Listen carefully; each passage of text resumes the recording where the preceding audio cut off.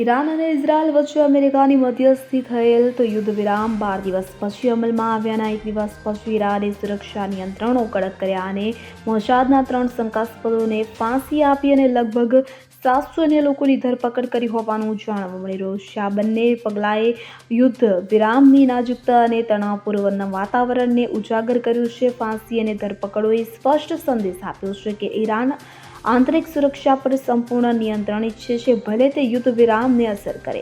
મળતી માહિતી મુજબ ઇઝરાયલની ગુપ્તચર એજન્સી મોસાદ સાથે કામ કરવા અને હત્યા માટે સાધનોની દાણચોરી કરવાના આરોપમાં દોષિત ઠેરાયા બાદ 3 લોકોને ફાંસી આપવામાં આવી હતી. આ દરમિયાન ઈરાનમાં રાજ્ય સમર્થિત મીડિયાએ અહેવાલ આપ્યો છે કે ઇઝરાયલ સાથેના કથિત સંબંધોના આરોપમાં લગભગ 700 લોકોની ધરપકડ કરવામાં આવી છે.